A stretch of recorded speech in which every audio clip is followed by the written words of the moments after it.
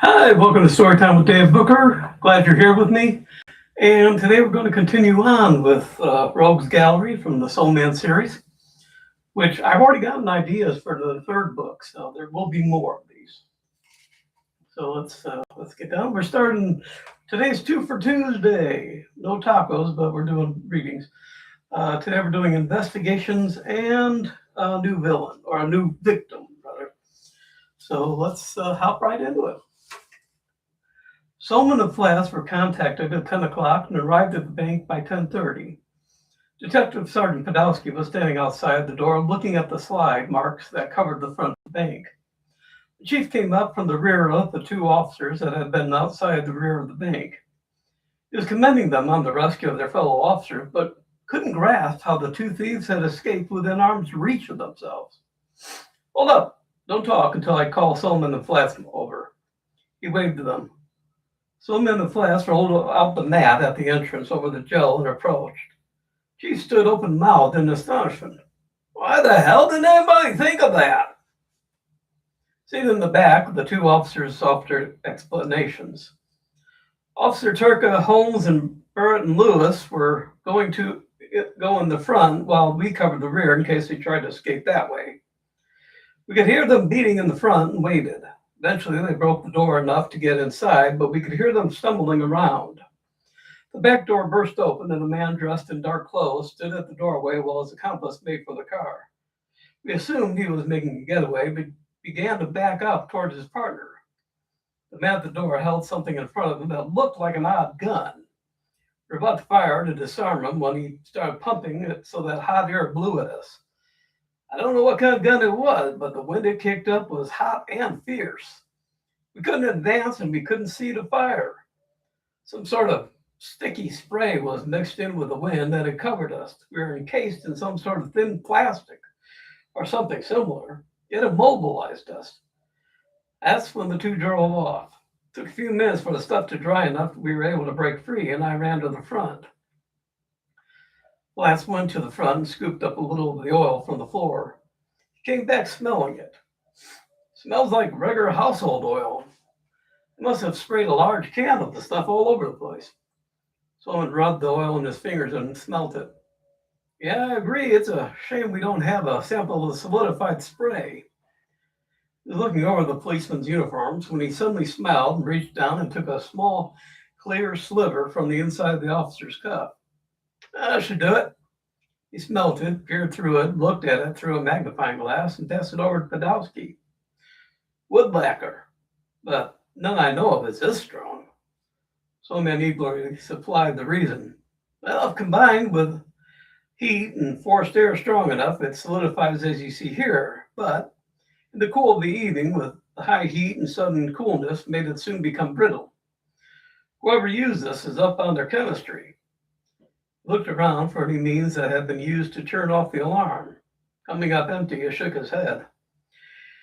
Well, Chief, I don't think we have much to go on here, but let's take another look. Soleman, Flats, and Podolsky could looked over every inch of the bank, and when the bank manager came in, they looked over the safe as well. Soleman was dejected. All his intelligence, Flats and Podolsky's experience, and they found nothing useful. This was not the way Soleman wanted to handle a case, but he'd just have to wait. Blocks away and a short distance from the barber shop, Thomas was hanging up his fine clothes. The money was placed in a shoebox in the closet and tucked with another towards the dark corner. In the kitchen, he fixed himself sliced potatoes and a pork chop. In the living room, he ate off a TV tray and considered what to do next. He'd have to update his shop, get the lights fixed, the door creaked. It was time to move uptown.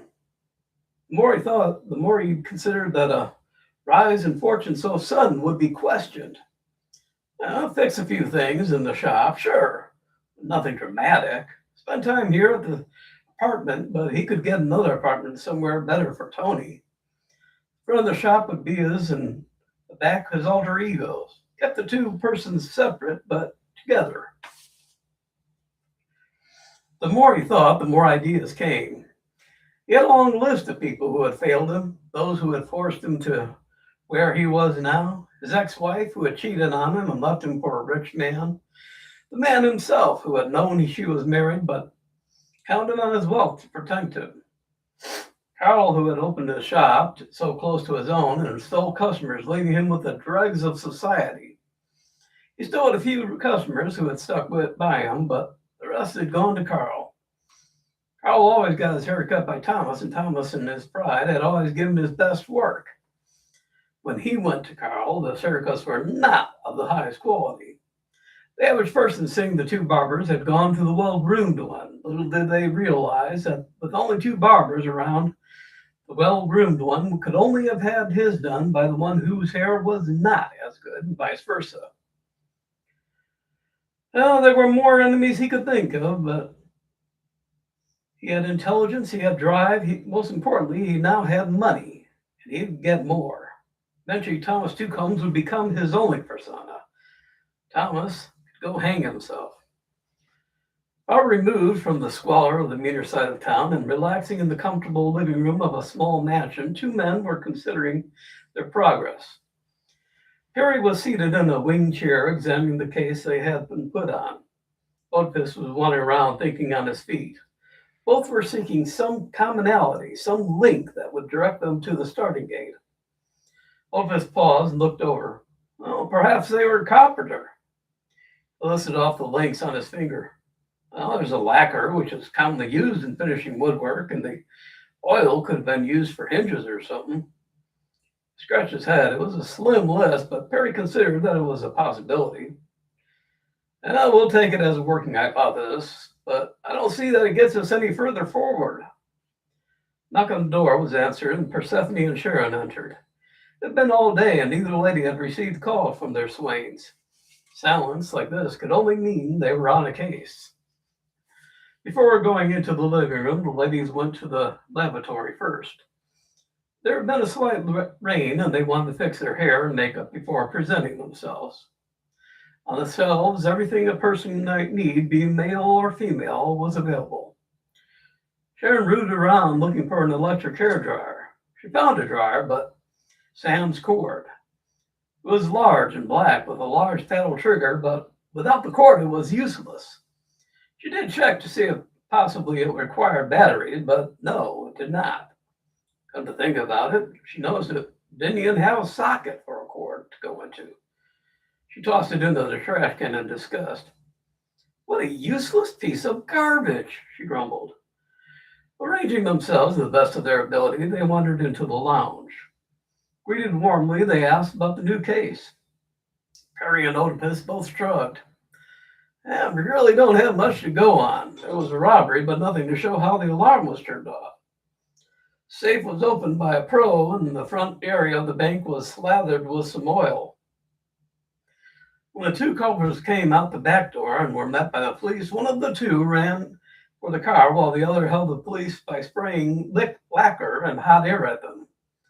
Hot air came from some sort of handheld blower that was hand pumped and had surprising power. He shrugged again. What can you make of that? Dr. Nocturne was as good as his word. He arrived early in the morning with coffee, a fruit basket, and pastries enough for all the ladies. The fact that he provided for all within her mission meant a great deal to her. Seated in her office, they discussed Ella's ex-husband. Well, I saw the news reports and had, in a sense, met her ex at the bank. Can't say I was impressed by him. He still is a scoundrel and a cad through and through. I believe with all my heart that retribution on him is well merited. Is it still your wish that this retribution be executed? She pulled out a glass beaker filled with an amber fluid. Placing it before him on the table, she looked at it with eyes like fire. This is the acid formula that I was using when my husband caused me to become, well, what I am now. It is similar in nature to the one that affected Ella. Dr. Nocturne made no movement to claim the beaker. She wasn't sure, but she felt he was giving her a chance to change her mind.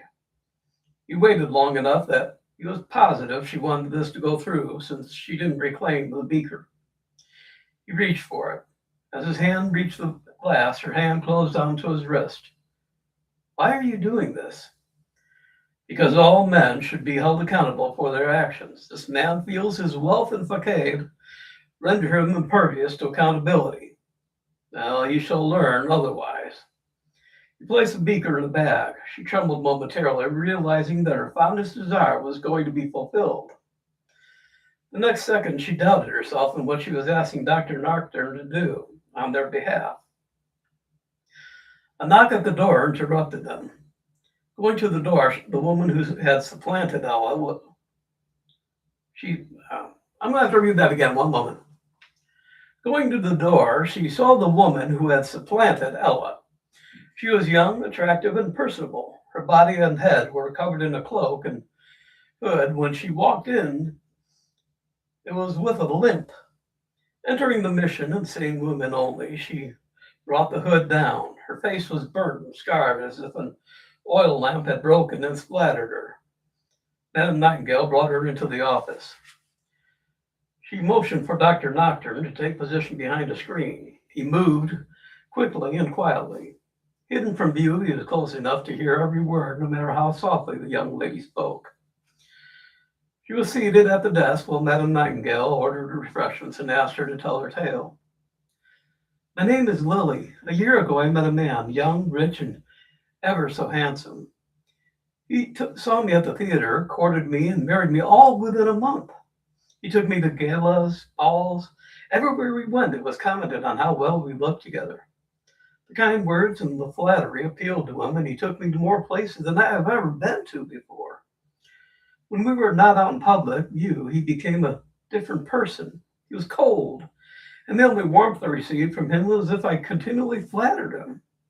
I began to seek seclusion in the library. In books, I could lose myself again and feel my heart stir. He insisted that we go out together and only together. I was no longer allowed to be alone outside of his home. Guess I was a showpiece and nothing more. More and more, I sought refuge in the library to the point I hardly stirred from there from morning to evening. One day last week, he wanted me to accompany him to the ball. My feet were sore and I was tired. I declined the invitation and went back to my reading. His anger burned and he lashed out with his cane. He struck the light I was using and splashed flaming oil on me. The left side of my face was burnt along with my shoulder. He had me taken to the hospital where the doctor put soothing cream on my face and bandaged me. For 3 days, I lay in deep in Morphea's embrace. The doctor returned and removed the bandages. I was no longer in pain, but I was no longer beautiful. My husband had left a note beside the bed along with a small purse. He ordered me gone, giving me a small sum to find a place to live and begin my life alone. He's closed the house and moved, I don't know where. She placed the purse on the desk. This is the sum he gave me.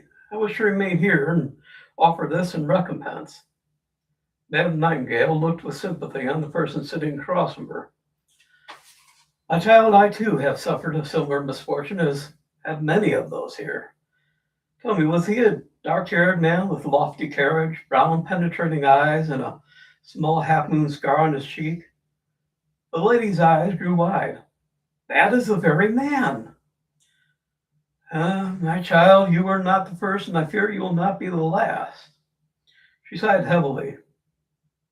Do you wish to see the man suffer as you are suffering? Do you wish to see him cast out and alien as we are? There was a moment of sympathy and compassion that flickered in Lily's eyes.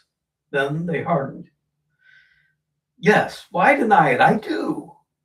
Madam Nightengale nodded to Dr. Nocturne. The plan would proceed. Lily was shown around and given a bunk and fed, and Dr. Nocturne was let out the rear door. Madam Nightingale's hand rested on his arm. I do not know your plans, but I must assume you will have some preliminary work to do.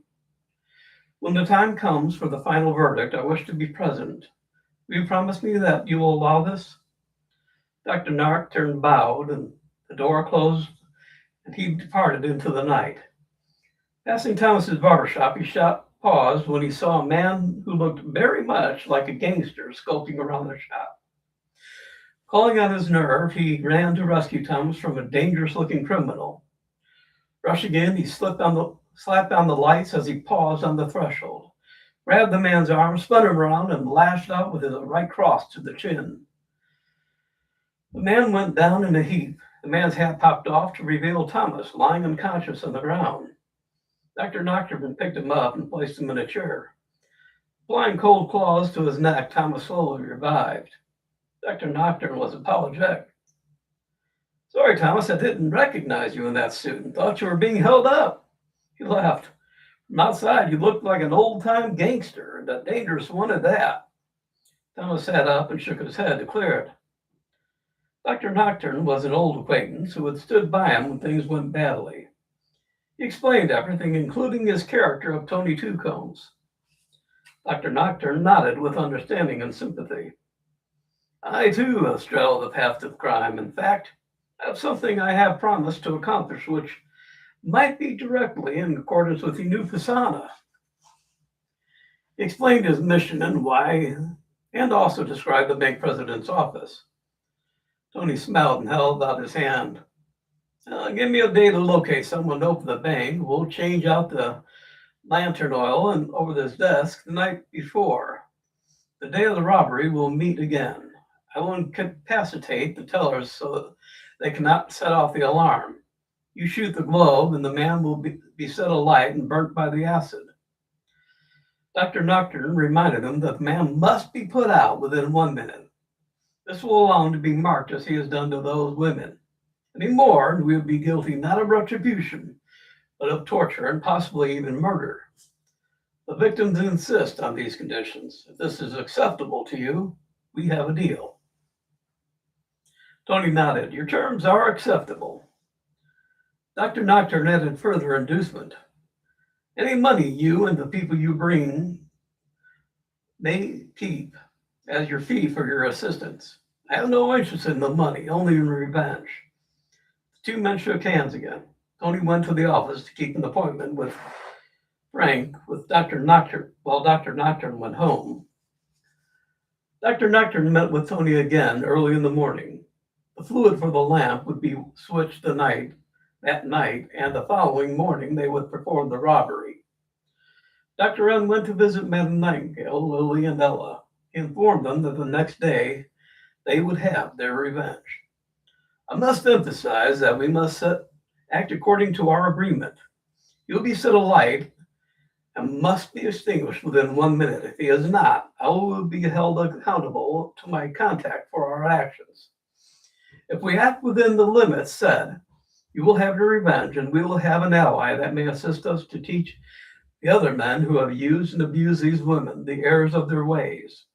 Every wrong that they inflicted shall be visited upon their own heads. Do you agree to these terms?" The women nodded. Dr. Nocturne left to prepare for the next day. The morning broke sharp and clear. The bank president had an excellent breakfast and was looking himself over in the hall mirror. Scrupulously shaved, dressed in made-to-order clothes by the best tailors, his hair carefully combed. He polished the golden lion's head of his ebony walking stick, took his hat off the peg, and adjusted it to best suit his face. With gloves on, he felt ready to face the world. As he strutted down the street, he looked over the women he passed. He was always looking for a new companion to have on his arm. It never took long to find one willing to fill the position either. He felt that they should feel honored that he condescended not only to bring them into his world, but that they were allowed to be seen in the best places with him. Well, why should they desire more than that? He considered his secretary as a possibility. She was definitely attractive enough and willing. Unfortunately, she was too good of a secretary. He approached one likely prospect, young and beautiful. She had the grace of a swan and the gentleness of a dove. He nodded as she walked towards him. Her blushes told him she was already intrigued by his looks and impressive physique. As she approached, he straightened his tie and doffed his Homburg. Holding out his card to her, he spoke in beguiling tones. "I am going to the opera tonight to see La Boheme. If you would like to attend, be here at 6 this evening." She blushed again, curtsied, and rushed off. He waited to see if she would look back. She did, and he knew she would be show at the appointed time. Arriving in time to open the bank, he took a quick head count of the people waiting to enter. All the employees were present, and there were already 11 customers. It was going to be a profitable day. He sat down behind the desk and lit the oil lamp above his head. The oil must have been different blend. The light was brighter and the scent pleasant. He kept his door open to keep an eye on both customers and workers. Tony Twocombs was looking around and filling out a deposit slip. Dr. Nocturne and the ladies were standing to the rear and were dressed for the cold weather that pervaded even into the bank. Frank was situated beside the teller entrance in anticipation of Tony's immobilizing the tellers. What followed happened quickly. Tony had a pack of the spray strapped under his coat. A nozzle was embedded into the hairdryer, and when pumped, the heated spray immediately encased the tellers. Frank dove in behind the desk and began to empty the drawers. Seeing the robbery in progress, the president rose and shouted. He reached for the phone. The moment he rose, Madam Nocturne aimed and fired a Derringer pistol. The glass above the president's broke and flaming oil engulfed him. Lily had a timer, and when the hand showed 45 seconds had elapsed, she extinguished the flames and Ella neutralized the acid. Frank had filled the bag and pressed the alarm as instructed. Everyone departed, going their separate ways. Frank would meet with Tony later that night for a division of the spoils. Dr. Nocturne would visit Madam Nightengale later in the afternoon for a listing of what despicable deeds the men had accomplished and would figure out how to best repay them for their actions. In the shoebox, Soleman and Flats were called forth to assist in investigating the recent robbery. Arriving in the tread knot, they brought out their investigation equipment out of the trunk and asked for an update. Detective Fedowski was in charge. As a friend and confidant of both men, he welcomed them and made them free to look around wherever they wanted. Soleman went first to the desk and marked the splash pattern, while Flats looked at the glass fragment and compared everything with the photographs of the victim. It was obvious to both that the shattered oil lamp had been the cause of his burns, but how was the globe shattered? Using the splash and glass fragments as a guide, they traced the trajectory of the missile to its point of origin. Walking to the desk, Soleman noted that what was covering it. An old-style fountain pen, a blotter with a blotting paper, several business cards of his own, a separate pile for someplace called the Victorian Club, a cut crystal decanter, and 2 glasses. It was neat and highly polished. Crouching behind the desk, he guided Flats to the firing point. Flats was standing outside the area and using his outstretched hand as placement. While Flats held his hand in place, Soleman came swiftly to the indicated point and examined the floor. He chuckled softly at the clear indications of 3 feet. 1 man, 2 women. From the angle the women were standing at, I would surmise the taller woman was a shooter. Wait a minute, there's 3 marks. The clear markings from the other woman's left shoe show she had something to put the fire out with and held in her hand, but waited a few moments before going to aid the man. He studied the footprints of the man. The tall man stood in front of the 2 women in a protective posture. He was shielding them. Flats was looking at another set of nail prints.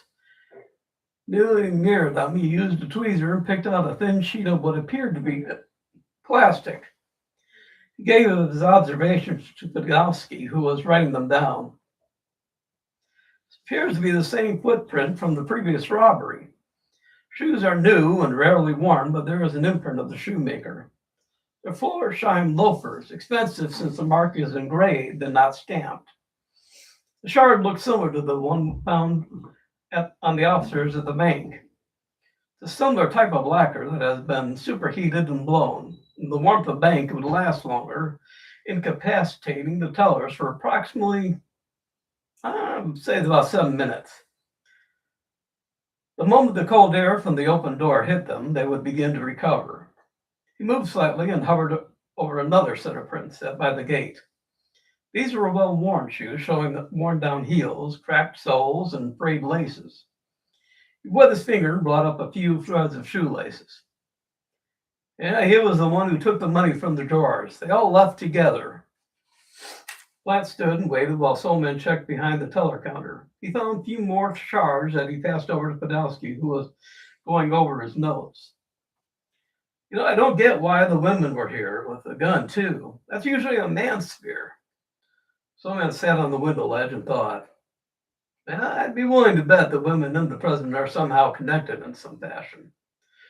The woman who shot the glove was either a lucky shot or a bad shot, never was it. One moment while I reload. I can't even talk when I'm talking. One moment, I don't get why the women were here, and with a gun too. That's usually a man's sphere. Soleman sat on the window ledge and thought. I'd be willing to bet that the women and the president are somehow connected in some fashion. The woman who shot the glove was either a lucky bad shot or a very skillful one. She hit the glove dead center. The other woman, who also knew the president, they paused while he was on fire, but not for long. The moment a certain amount of time had expired, two of them rushed in and doused him with something that put the fire out and also stopped further damage to his person.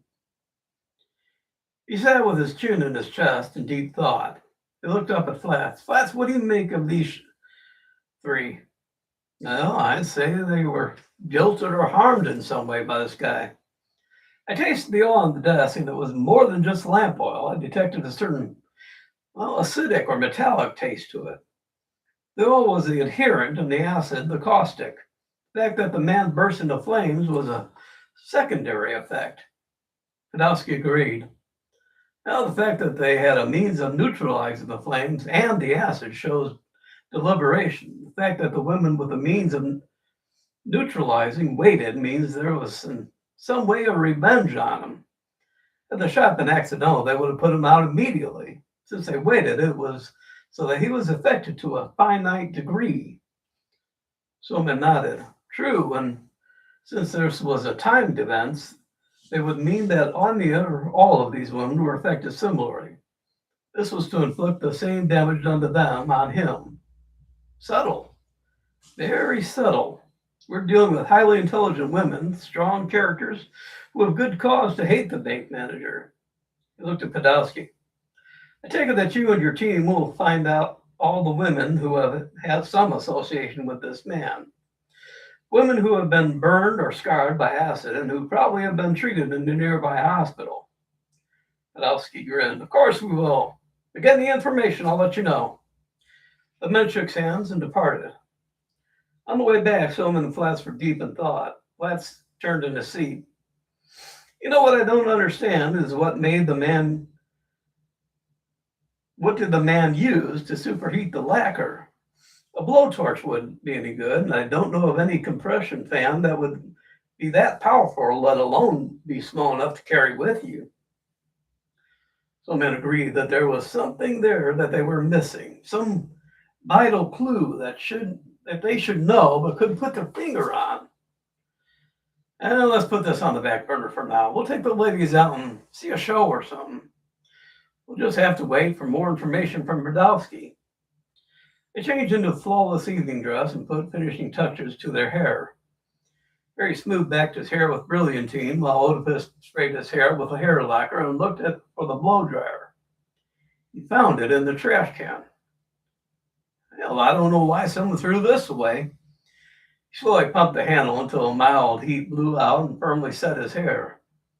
Placing the dryer on the shelf, the men left for an enjoyable evening with very pleasant company, without realizing that an important clue had just been ignored. All right, that's it for today. Next reading will be Friday, and that is Padre Pietro. So that's going to be probably a single one. And then Tony Tucone steps out. So that's it for today. I really appreciate you being here. Hope you're enjoying this. I look forward to seeing you again on the next reading, which again will be Friday. Now, just so you know, I am going to probably start either tomorrow or next week. At the same time, I will be doing some live readings just for the fun of it from which books? There was two at the end. A glimpse of my shorts and another glimpse of my shorts.